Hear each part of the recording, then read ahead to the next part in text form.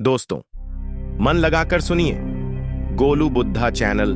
मैं शांत रात का आसमान, टिमटिमाते हुए तारे और एक हल्की ठंडी हवा, सब कुछ इतना सुंदर और शांत दिखता है। पर क्या यह सुकून हमारे भीतर भी है? शायद नहीं, क्योंकि बाहर की दुनिया जितनी भी शांत हो, अगर हमारे दिल और दिमाग के भीतर उथल पुथल मची हो तो सब कुछ फीका लगने लगता है। यह बेचैनी, यह सवाल, यह खालीपन आखिर क्यों होता है? हम सभी अपने जीवन में शांति, खुशी और संतुलन की तलाश करते हैं, लेकिन ऐसा क्यों है कि जब भी हम इसके करीब पहुंचने की कोशिश करते हैं तो दिल और दिमाग बेचैन हो जाते हैं। बेचैनी यह एक ऐसा शब्द है जिसे हर इंसान अपने जीवन के किसी न किसी पड़ाव पर महसूस करता है। लेकिन इस बेचैनी का असली कारण क्या है? कभी कभी ऐसा लगता है कि हम किसी अनजानी दौड़ में भाग रहे हैं, बिना यह जाने के इस दौड़ का अंत कहां है। सफलता, पैसा, सम्मान, इन सब की चाहत में इतना उलझ जाते हैं कि खुद को ही खो बैठते हैं। और फिर जब दिल और दिमाग के बीच जंग शुरू होती है तो बस बेचैनी हमारा सबसे बड़ा साथी बन जाती है। यह बेचैनी कोई बीमारी नहीं, यह एक संकेत है। यह हमें रोकने की कोशिश करती है। यह हमें बताती है कि हम जो कर रहे हैं वह शायद हमारी आत्मा की सच्ची इच्छा नहीं है, लेकिन हम इसे सुनने की बजाय इसे दबाने की कोशिश करते हैं। सोशल मीडिया में खो जाते हैं, बिना वजह दूसरों से अपनी तुलना करते हैं और सबसे बड़ी गलती करते हैं खुद से भागने की। अगर ध्यान से देखें तो बेचैनी हमारे अपने अंदर से पैदा होती है। यह उन गलतियों का नतीजा है जो हम बार बार करते हैं और महसूस भी नहीं करते। सोचिए, हम अपने जीवन में हमेशा सफलता और सुख की तलाश में दौड़ते रहते हैं, लेकिन क्या हम कभी रुककर यह समझते हैं कि असल में हम किस दिशा में भाग रहे हैं? इस बेचैनी का सबसे बड़ा कारण है हमारा ध्यान।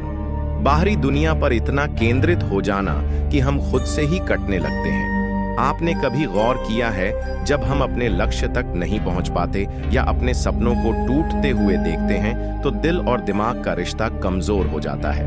बेचैनी तब बढ़ती है जब हमारा दिल कुछ और चाहता है और दिमाग कुछ और। यह ठीक वैसा है जैसे एक नाव के दो किनारे अलग अलग दिशाओं में खींचे जा रहे हों। इस बेचैनी का कारण अक्सर हमारी आदतें होती हैं। हम दूसरों की उम्मीदों पर खरे उतरने के लिए खुद को भूल जाते हैं। हमारे पास इतनी तकनीक, इतनी जानकारी है, फिर भी हम अपने दिमाग को शांत रखना नहीं जानते। यही सबसे बड़ी विडंबना है। असल में हम बाहर की दुनिया को जीतने की कोशिश में अपने अंदर की दुनिया से हार जाते हैं। इस बेचैनी की जड़ें हमारे बचपन से जुड़ी होती हैं। हमें सिखाया गया कि जीवन एक दौड़ है, लेकिन यह नहीं बताया गया कि उस दौड़ में कभी कभी रुककर सांस लेना भी जरूरी है। हम भूल जाते हैं कि अगर शरीर थक जाता है तो आराम करना जरूरी है, और अगर दिमाग थकता है तो उसे भी आराम चाहिए। पर हम क्या करते हैं? हम थके हुए दिमाग और टूटे हुए दिल के साथ भी उसी दौड़ में भागे चले जाते हैं। हम नाकाम इसलिए होते हैं क्योंकि हम अपने दिल की आवाज सुनने के बजाय दूसरों की बातों में उलझे रहते हैं। हम अपनी बेचैनी को दबाने के लिए सोशल मीडिया, फालतू काम या अस्थायी सुखों का सहारा लेते हैं। पर यह सब क्या करते हैं? यह हमारी बेचैनी को और बढ़ा देते हैं। सोचिए, क्या आप भी ऐसे ही गलतियां कर रहे हैं? क्या आप भी उस शांति की तलाश में हैं जो बाहर नहीं बल्कि आपके भीतर छिपी है? आज का यह वीडियो आपको न सिर्फ आपकी बेचैनी का कारण बताएगा, बल्कि यह भी सिखाएगा कि इसे अपनी ताकत कैसे बनाया जाए। आगे हम जानेंगे कि कैसे बेचैनी को शांति में बदला जा सकता है, कैसे दिल और दिमाग के बीच तालमेल बिठाया जाए, और कैसे वह खोई हुई सुकून की राह फिर से पाई जाए। यह वीडियो आपके जीवन को बदल सकता है, इसलिए इसे अंत तक जरूर देखें। एक पल के लिए रुकिए, अपनी आंखें बंद कीजिए और महसूस कीजिए आपके दिल की धड़कन तेज हो रही है। दिमाग में हजारों ख्याल दौड़ रहे हैं। सब कुछ एक उलझन जैसा लग रहा है, जैसे हर सवाल का जवाब खो गया हो। लेकिन क्या आपने कभी सोचा है कि इस बेचैनी के पीछे असल वजह क्या है? हम अपने दिल और दिमाग को क्यों शांत नहीं रख पाते? कहानी शुरू होती है उस पल से जब हमारी बेचैनी पहली बार जन्म लेती है। हम अपनी जिंदगी में कभी ना खत्म होने वाली दौड़ में शामिल हो जाते हैं। हर दिन कोई नया लक्ष्य, कोई नया सपना, और इन सपनों के बीच हम अपने सबसे जरूरी हिस्से खुद को भूल जाते हैं। बेचैनी वहीं से शुरू होती है। एक बार एक किसान अपने खेत में काम कर रहा था।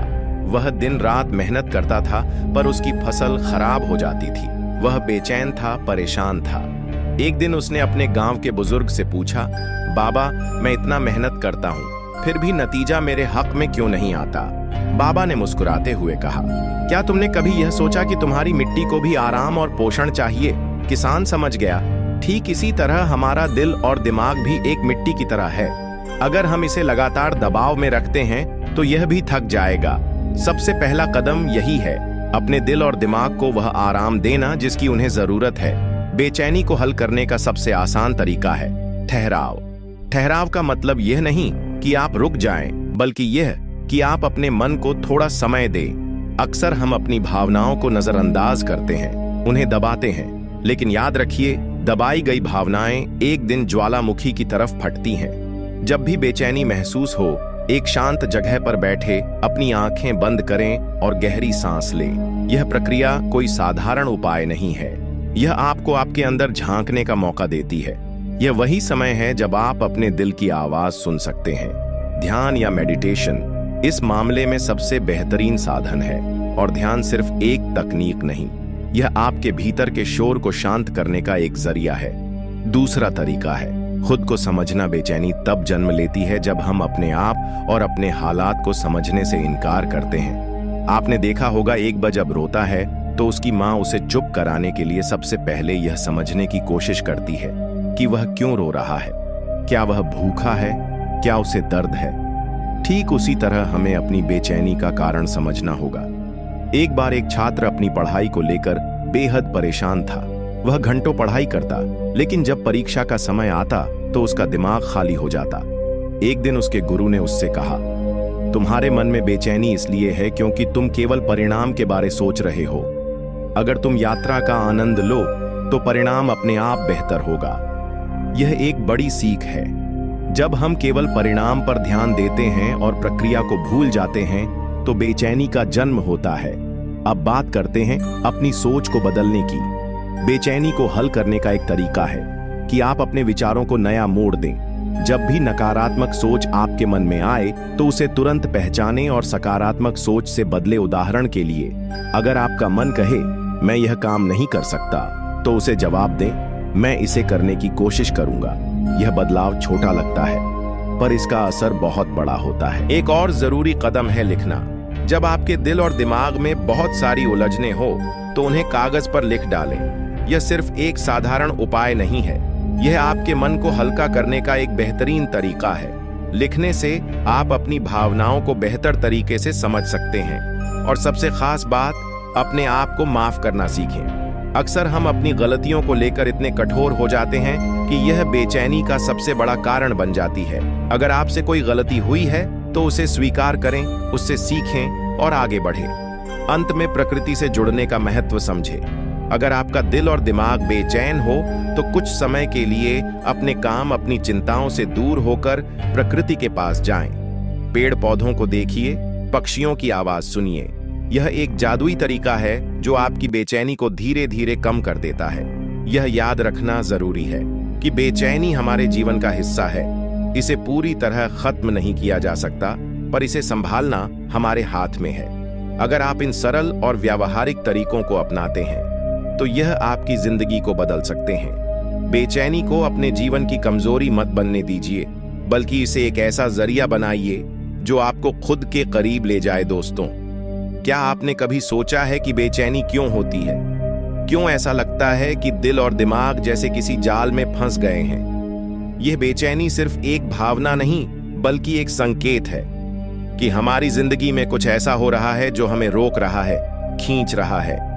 इस बेचैनी के पीछे की असल वजह क्या है और इसका हमारी जिंदगी पर क्या प्रभाव पड़ता है, यही समझना सबसे जरूरी है। सबसे पहले बेचैनी के कारणों पर बात करते हैं।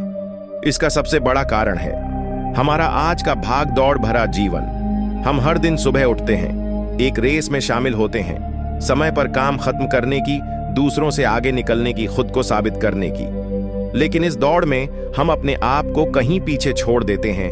यह बेचैनी वहीं से शुरू होती है। दूसरा बड़ा कारण है हमारी अपेक्षाएं। हम खुद से, दूसरों से और इस दुनिया से इतनी उम्मीदें बांध लेते हैं कि जब वे पूरी नहीं होती तो हमारा दिल और दिमाग दोनों परेशान हो जाते हैं। सोचिए, क्या कभी ऐसा हुआ है कि आपने कुछ चाहा हो और वह ना मिला हो? उस वक्त आपके अंदर कैसी हलचल हुई थी? यही बेचैनी है। एक बार एक युवक अपनी नौकरी में प्रमोशन ना मिलने पर बेहद परेशान था। वह दिन रात सोचता रहता कि आखिर क्यों उसे वह सम्मान नहीं मिला जिसका वह हकदार था। इस बेचैनी ने उसे इतना घेर लिया कि उसकी सेहत भी खराब होने लगी। यह उदाहरण दिखाता है कि हमारी अपेक्षाएं और उनसे से जुड़ी निराशा कैसे हमारे दिल और दिमाग को उलझा सकती हैं। इसके अलावा आज का डिजिटल युग भी एक बड़ा कारण है। सोशल मीडिया पर दूसरों की जिंदगी देखकर हम अक्सर अपनी जिंदगी से असंतुष्ट महसूस करने लगते हैं। उनके पास यह है, मेरे पास क्यों नहीं? इस तुलना की भावना बेचैनी का एक बड़ा कारण बनती है। अब बात करते हैं इसके प्रभावों की। जब दिल और दिमाग बेचैन होते हैं तो उसका सबसे पहला असर हमारी सेहत पर पड़ता है। आप ठीक से सो नहीं पाते, भूख लगनी बंद हो जाती है या कभी कभी आप ज्यादा खाने लगते हैं। एक बार एक महिला ने अपनी चिंता की वजह से अपना वजन इतनी तेजी से बढ़ा लिया कि वह अपने आप को आईने में पहचान नहीं पाती थी। यह दिखाता है कि बेचैनी न केवल मानसिक बल्कि शारीरिक रूप से भी हमें प्रभावित करती है। इसके साथ ही बेचैनी का असर हमारे रिश्तों पर भी पड़ता है। जब हमारा मन शांत नहीं होता तो हम अपने परिवार, दोस्तों और करीबियों से भी दूरी बना लेते हैं। छोटी छोटी बातें हमें चिड़चिड़ा बना देती हैं और हम उन लोगों से झगड़ने लगते हैं जो हमें सबसे ज्यादा प्यार करते हैं। और सबसे खतरनाक असर पड़ता है हमारे निर्णय लेने की क्षमता पर। जब हमारा दिमाग बेचैन होता है तो हम सही और गलत का अंतर नहीं समझ पाते। हम अक्सर ऐसे फैसले ले लेते हैं जो बाद में हमें और ज्यादा पछतावे में डाल देते हैं। लेकिन इसका मतलब यह नहीं कि बेचैनी को खत्म नहीं किया जा सकता। पहला कदम यही है कि हम इसके कारणों को पहचानें। जब आप यह समझ जाएंगे कि आपकी बेचैनी का असली कारण क्या है, तभी आप इसे ठीक कर पाएंगे। एक और बात जो हमें समझनी चाहिए वह यह है कि बेचैनी कभी कभी जरूरी भी होती है। यह हमें बताती है कि हमारी जिंदगी में कुछ बदलाव की जरूरत है। यह एक संकेत है कि हमें रुककर सोचना चाहिए कि हम कहां जा रहे हैं और क्या कर रहे हैं। बेचैनी को समझने का सबसे अच्छा तरीका है खुद से सवाल पूछना। मैं क्यों परेशान हूं? क्या यह परेशानी वास्तव में इतनी बड़ी है? क्या मैं इसे हल कर सकता हूं? जब आप इन सवालों का जवाब ढूंढेंगे तो आप पाएंगे कि आपकी बेचैनी धीरे धीरे कम हो रही है। इसका एक और प्रभावशाली उदाहरण है गौतम बुद्ध का जीवन। जब वह राजा थे तो उनके पास सब कुछ था, धन, परिवार, सम्मान, लेकिन फिर भी उनके दिल और दिमाग बेचैन थे। उन्होंने अपनी बेचैनी का कारण खोजने के लिए अपना सब कुछ छोड़ दिया। यह दिखाता है कि बेचैनी हमें अंदर से बदलने का एक अवसर देती है। इसलिए बेचैनी को एक समस्या के रूप में मत देखिए, इसे एक ऐसा संकेत समझिए जो आपको यह बताता है कि आपको रुककर अपनी जिंदगी को नए सिरे से देखना चाहिए। जब आप इसे इस नजरिए से देखेंगे तो आप पाएंगे कि बेचैनी आपको कमजोर नहीं बल्कि मजबूत बना रही है। जब दिल और दिमाग बेचैन होते हैं तो क्या करना चाहिए? यह सवाल हर किसी के मन में कभी ना कभी आता है। उस समय हम जैसे तैसे अपना ध्यान किसी दूसरी चीज में लगाना चाहते हैं, लेकिन बेचैनी अक्सर पीछा नहीं छोड़ती। हम भागते रहते हैं, खुद से छुपते रहते हैं, लेकिन अंदर की यह हलचल शांत नहीं होती। इस समय हमें क्या करना चाहिए? क्या ऐसा कोई तरीका है जिससे हम खुद को सुकून दे सके और शांति पा सके? प्राचीन भारतीय में इस तरह की समस्याओं का समाधान बहुत स्पष्ट रूप से दिया गया है। हजारों साल पहले हमारे आशी मुनियों ने जो बातें कही थीं, वे आज भी उतनी ही प्रभावी हैं। सबसे पहला और सबसे महत्वपूर्ण उपाय है आत्मनिरीक्षण। जब बेचैनी का सामना करें तो सबसे पहले हमें खुद से सवाल करना चाहिए, क्यों मैं परेशान हूं? क्या यह बेचैनी वाकई मेरी है या यह किसी और का प्रभाव है? ऐसा आत्मनिरीक्षण हमें अपनी अंदर की दुनिया से जुड़ने का सर देता है। यह वह क्षण है जब हम अपने विचारों और भावनाओं की जड़ तक पहुंच सकते हैं। आत्मनिरीक्षण का एक उदाहरण हम भगवान राम के जीवन से ले सकते हैं। जब राम को वनवास हुआ तो वह भी परेशान थे, लेकिन उन्होंने अपनी बेचैनी को समझा और आत्मनिरीक्षण के माध्यम से अपने कर्तव्य को पहचाना। यह सिखाता है कि जो चीज हमें परेशान कर रही है वह हमारी आत्मा का संकेत हो सकती है। कि हमें अपने जीवन की दिशा को ठीक करने की आवश्यकता है, इसके बाद आता है ध्यान, जिसे हम ध्यान में बैठकर या गहरी सांसों के माध्यम से कर सकते हैं। प्राचीन भारतीय ज्ञान में ध्यान को सबसे शक्तिशाली साधन माना गया है। जब हमारा मन अस्थिर होता है तो यह आत्मा के असंतुलन का प्रतीक होता है। ध्यान हमारे अंदर की गहरी ऊर्जा को नियंत्रित करने का एक साधन है। शांति का अनुभव केवल तब होता है जब हम अपने भीतर की दुनिया से जुड़ते हैं, और ध्यान इसके लिए एक अद्भुत तरीका है।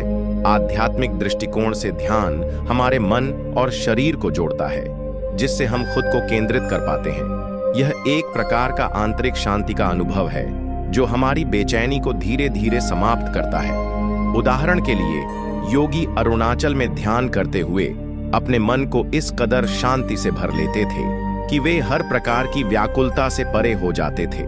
उनका यह ध्यान साधना उन्हें अपने उद्देश्य और जीवन के प्रति सच्चे मार्ग पर चलने के लिए प्रेरित करती थी। अब बात करते हैं एक और महत्वपूर्ण उपाय, सांसों की गहरी श्वास। जब हमारा मन बहुत अधिक बेचैन होता है तो हमारी सांसें भी तेज हो जाती हैं। गहरी सांसें लेना और उसे नियंत्रित करना एक ऐसा तरीका है जो हमें तुरंत शांति का अनुभव देता है। जब हम धीमे धीमे और गहरी सांसें लेते हैं तो हमारा ध्यान शरीर के अंदर चला जाता है और हमें एक ठंडी संतुलित स्थिति मिलती है। यह ध्यान और आत्मनिरीक्षण का अभ्यास हमें केवल शांति ही नहीं देता, बल्कि हमारी मानसिक स्थिति को भी स्थिर करता है। एक बार जब हम खुद को शांत करते हैं तो उस बेचैनी को हम बाहर की दुनिया से नहीं बल्कि अपने अंदर से देख पाते हैं। हम महसूस करते हैं कि यह सिर्फ एक मानसिक अवस्था है जो बहुत अस्थायी होती है और इसका कोई स्थायी प्रभाव नहीं होता है। एक प्रेरणादायक उदाहरण है स्वामी विवेकानंद का जीवन। उन्होंने भी अपने जीवन में कई बार मानसिक और शारीरिक परेशानियों का सामना किया था, लेकिन उन्होंने ध्यान और आत्मनिरीक्षण के माध्यम से न केवल खुद को शांत किया, बल्कि एक ऐसे मार्ग पर चलने की शक्ति पाई जो न केवल उन्हें बल्कि पूरे समाज को मार्गदर्शन देता था। स्वामी विवेकानंद के शब्द थे, उत्तिष्ठत जागृत प्राप्य वरान निबोध, यानी उठो जागो और तब तक नहीं रुके जब तक लक्ष्य प्राप्त ना हो जाए। यही आत्मनिरीक्षण और ध्यान का उद्देश्य है, अपने अंदर की शक्ति को पहचानना और उसे सही दिशा में उपयोग करना। जब भी आपके दिल और दिमाग में बेचैनी हो तो इन उपायों को अपनाकर आप अपने जीवन में शांति और संतुलन पा सकते हैं।